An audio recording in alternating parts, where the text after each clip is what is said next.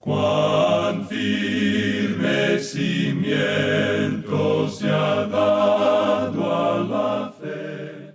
A través de la Biblia, un análisis de la Biblia libro por libro que le ayudará a crecer espiritualmente. Estos estudios fueron diseñados por el Dr. J. Vernon McGee. Acompáñenos en este fascinante recorrido a través de la Biblia. La palabra de Dios.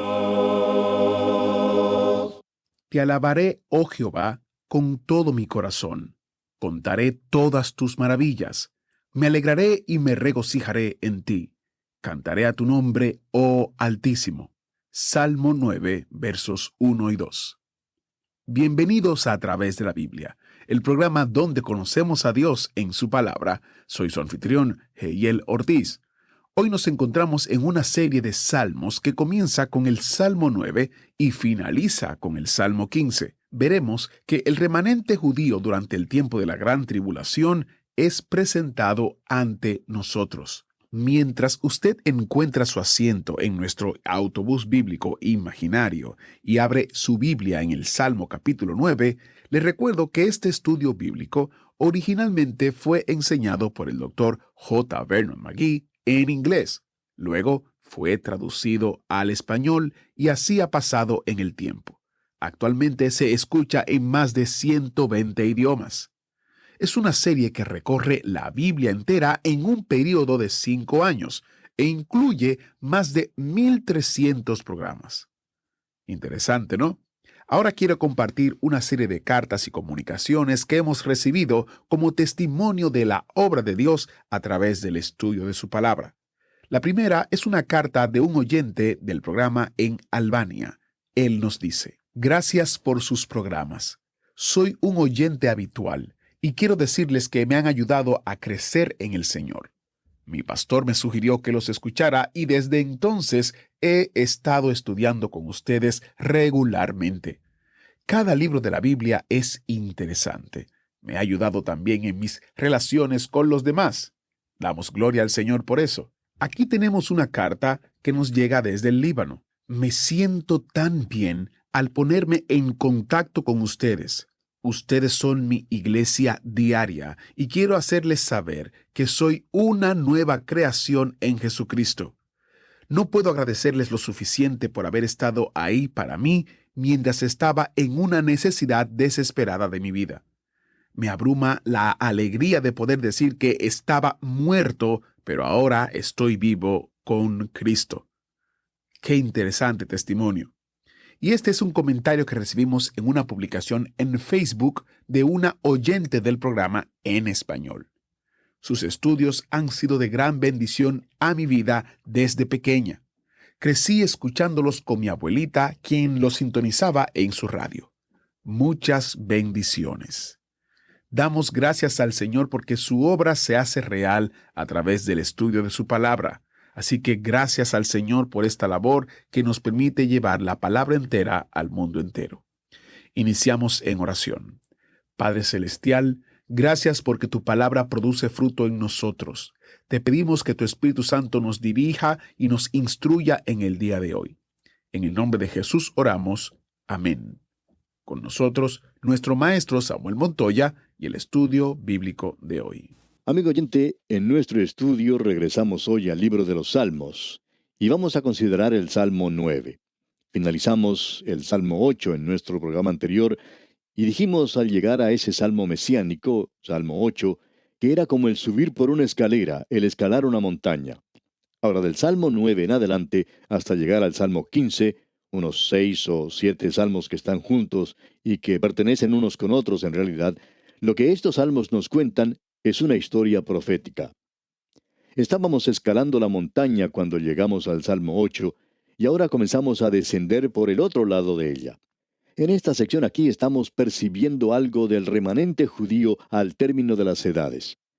Vemos el sufrimiento, vemos al hombre de pecado, a la persona sin ley que aún aparecerá en esta tierra.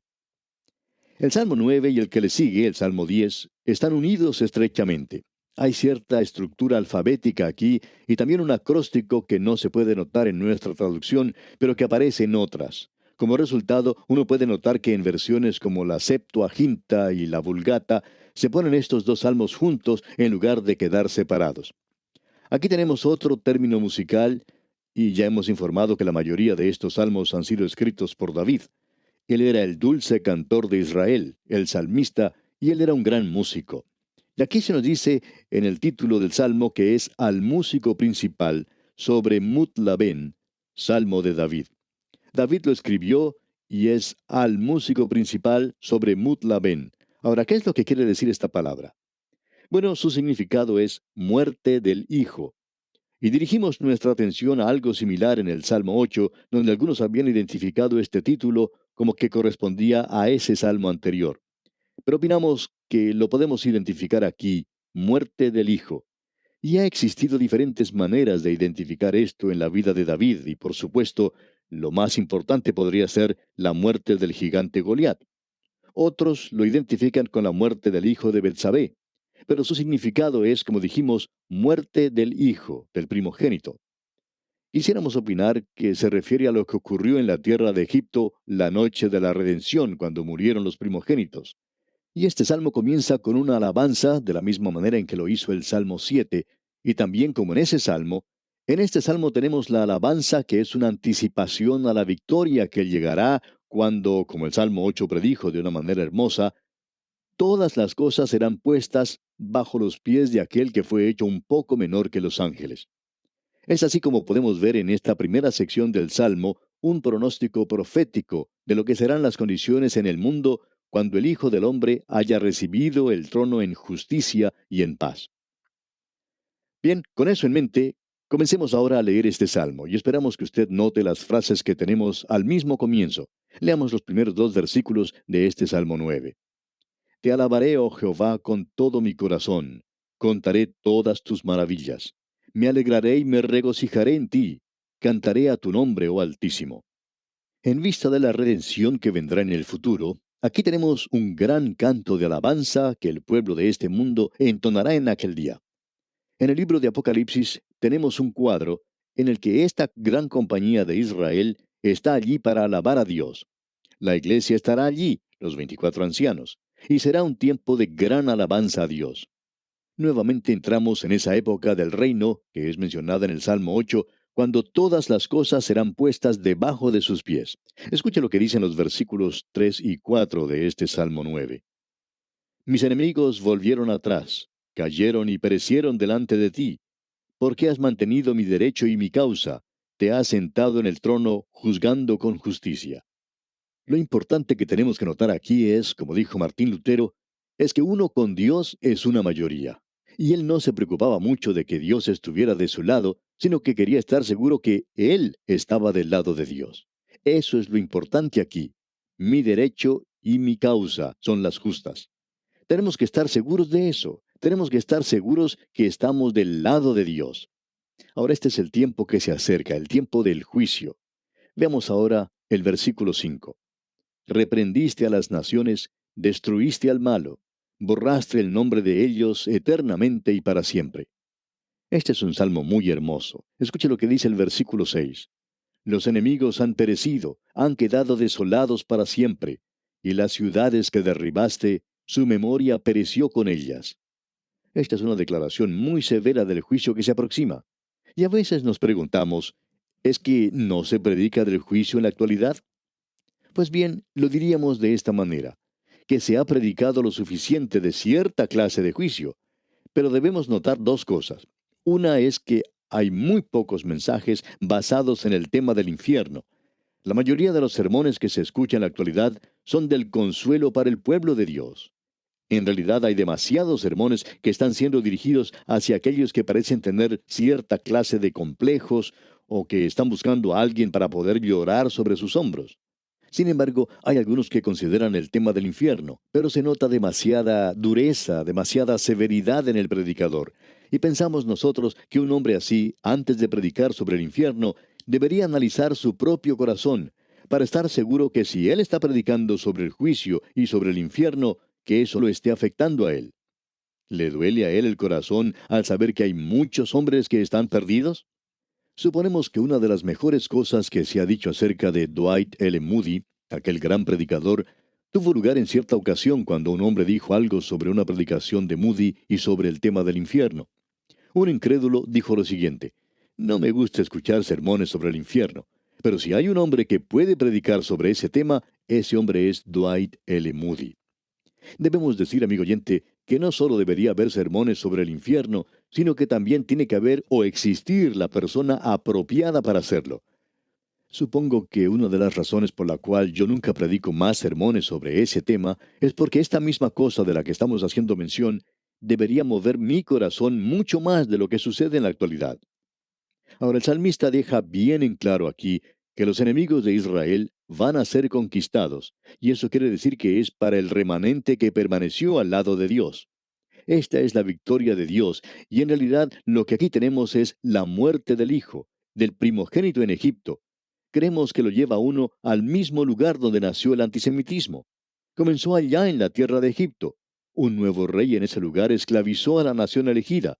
Este hombre trató de exterminarlos, a la raza completa, tratando de frustrar la gracia y el propósito de Dios en su redención. Y desde ese momento las naciones han sido enemigos de Israel. Y continuarán siéndolo y odiándolos hasta el día de la redención. Debemos decir que aún en nuestros días existe un sentimiento contra esa nación. Ahora tenemos en los versículos 7 al 12 de este salmo que el reino es establecido, el trono de justicia es establecido. Escuche lo que dicen los versículos 7 y 8 de este salmo 9. Pero Jehová permanecerá para siempre. Ha dispuesto su trono para juicio. Él juzgará al mundo con justicia y a los pueblos con rectitud. Eso es muy importante. Pensamos que nos hace falta tener más jueces. También pensamos que necesitamos más jueces que sigan muy de cerca la ley, que puedan aplicar castigos cuando el castigo es merecido. Hay demasiados jueces tiernos, estamos seguros, hombres que están tratando de ser populares, y eso parece ser lo común en nuestros días. Se necesita la justicia en la actualidad. Aquel que es justo y aquel que hace las cosas con justicia es Dios. No es lo que usted o yo pensamos que debería ser. Es Dios quien pudo separar la luz de las tinieblas. Yo nunca lo he podido hacer. Nunca me he levantado antes del amanecer y he realizado algunos movimientos con mi mano y hacer que aparezca el sol. Es Dios quien hace eso. Él es el único hoy que cuando dice que una cosa es justa, así es. Y si usted no piensa de esa manera, amigo oyente, pues usted está equivocado. Es así sencillamente.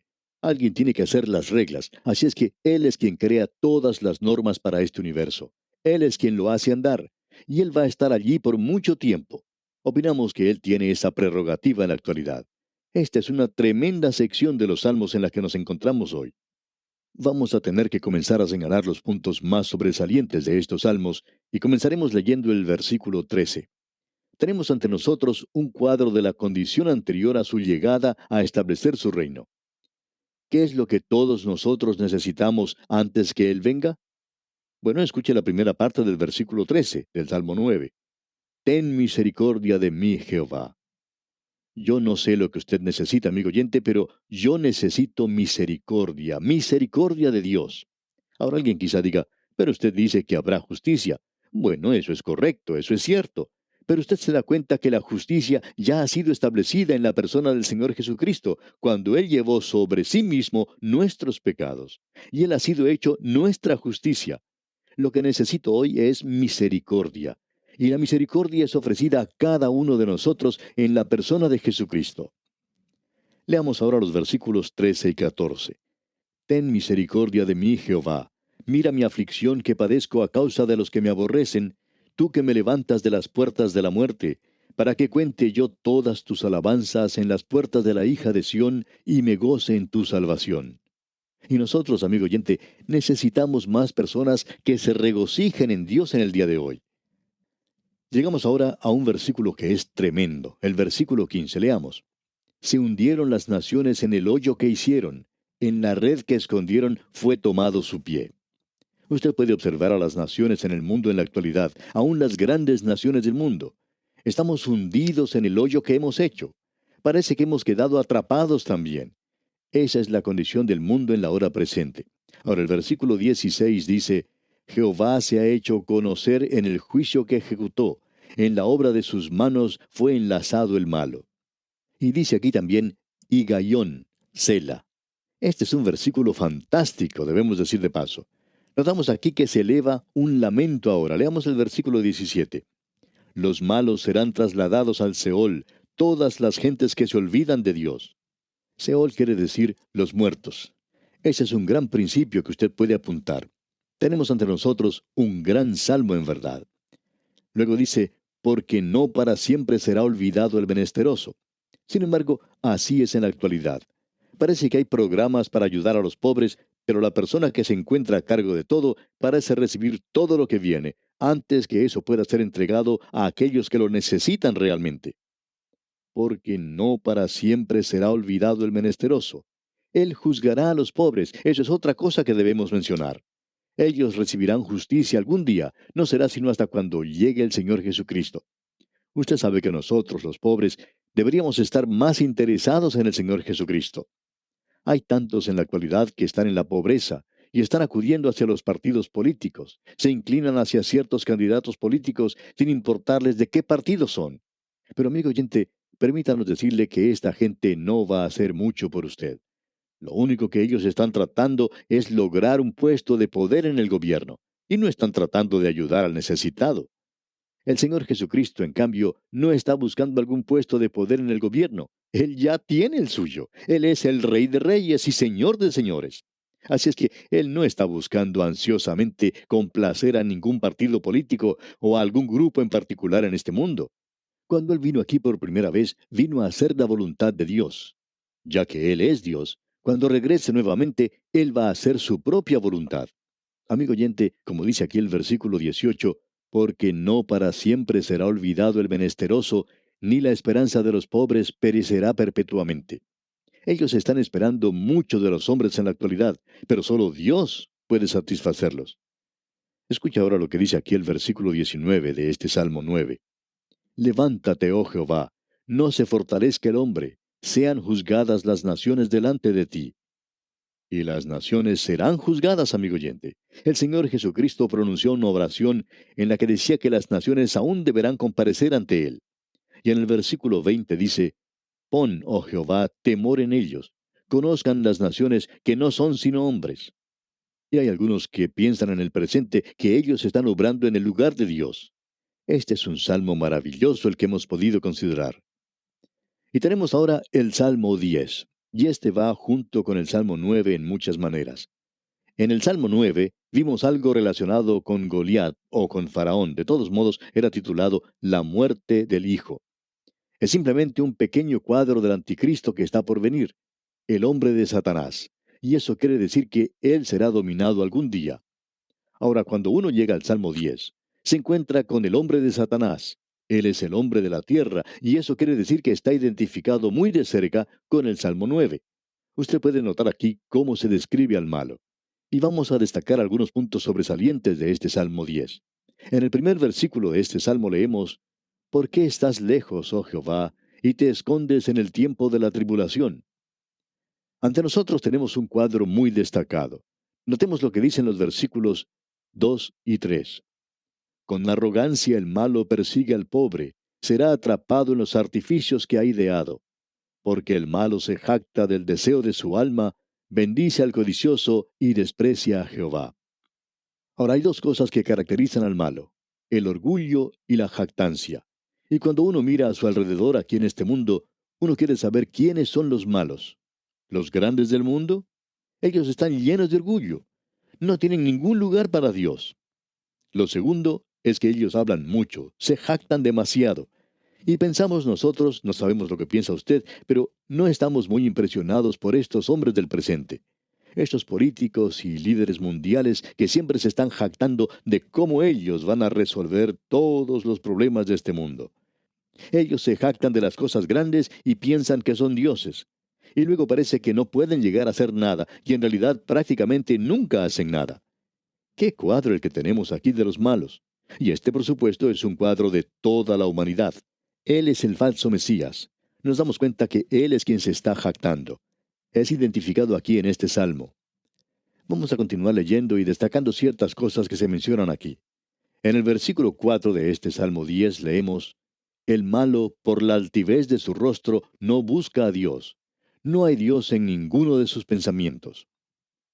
Dios no forma parte de la conversación y tampoco figura en las charlas de la actualidad.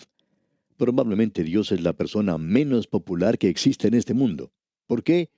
Porque los malvados, los malos en el presente, están sobre todas las cosas y dirigiéndose hacia el tiempo cuando el pecado del hombre traerá al hombre de pecado, y este es el último anticristo. Observemos el último versículo de este salmo, el versículo 18. Allí dice, para juzgar al huérfano y al oprimido, a fin de que no vuelva más a hacer violencia el hombre de la tierra. Ese es el anticristo. Uno puede ver que el malo, por la altivez de su rostro, no busca a Dios. No hay Dios en ninguno de sus pensamientos. Nos damos cuenta que ellos niegan al Padre y al Hijo. ¿Y qué es lo que puede hacer el hombre en esto?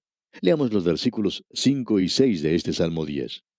Sus caminos son torcidos en todo tiempo. Tus juicios los tiene muy lejos de su vista. A todos sus adversarios desprecia. Dice en su corazón, no seré movido jamás.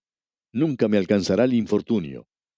Ese es el hombre de nuestros días. Se jacta de su prosperidad y del hecho que él no necesita a Dios en el día de hoy. Llegamos ahora a un salmo más breve, el Salmo 11. Este es también un salmo de David y se nos dice en el título que es al músico principal. No sabemos cuáles fueron las circunstancias bajo las cuales fue escrito, pero es un producto de la persecución y sufrimientos de la vida de David. Es un salmo corto pero maravilloso también. En el primer versículo de este Salmo 11 leemos, En Jehová he confiado. ¿Cómo decís a mi alma que escape al monte cual ave? Eso es lo que los psicólogos le dicen a usted en realidad. A veces el médico dice, lo que usted necesita es escapar de sus problemas, irse lejos de ellos. Viaje a alguna parte, lo que usted necesita es descanso, apártese de las circunstancias presentes. Que escape al monte cual ave, dice aquí. Apártese de todo, amigo. Pero eso no resuelve nada. En cierta ocasión, una ama de casa, cansada de todo, se estaba quejando y lamentando de todo lo que le pasaba y quería irse, apartarse de todo. Y su sirvienta le dice, ¿de qué está tratando de huir? ¿Quiere irse de este hermoso lugar? ¿Quiere apartarse de sus niños tan lindos? ¿Quiere dejar a su amante esposo? No importa dónde vaya, usted siempre va a tener que cargar con usted misma. Amigo oyente, usted nunca puede huir de usted mismo. Esa es una gran verdad. Y los amigos de David le decían a este que escape al monte cual ave, y que eso resolvería sus problemas. Bueno, lo sentimos mucho, pero esa no es la manera por medio de la cual uno los puede resolver. Y vamos a tener que detenernos aquí, amigo oyente, en nuestro estudio porque nuestro tiempo ha tocado ya a su fin. Dios mediante, continuaremos con este Salmo 11 en nuestro próximo programa. Y bueno, quizá entonces avancemos un poco más rápido de lo que lo hemos estado haciendo hasta ahora. Le invitamos pues a acompañarnos. Será hasta nuestro próximo programa, amigo oyente, que las bendiciones recibidas de Dios a través de este estudio le acompañen ahora y siempre. Es nuestra ferviente oración. Agradecemos que nos acompañara en el estudio de hoy. Le invitamos a que visite nuestro sitio en internet a través de la biblia.org. Ahí puede suscribirse para recibir las notas y bosquejos de lo que estamos estudiando y noticias del ministerio. También encontrará la variedad de libros y materiales gratuitos que tenemos para usted. El sitio es a través de la biblia.org. Todo lo que hacemos es posible gracias al Señor y a personas como usted que se unen a nosotros en la obra de llevar la palabra entera al mundo entero. A través de la Biblia es una producción de Radio Transmundial.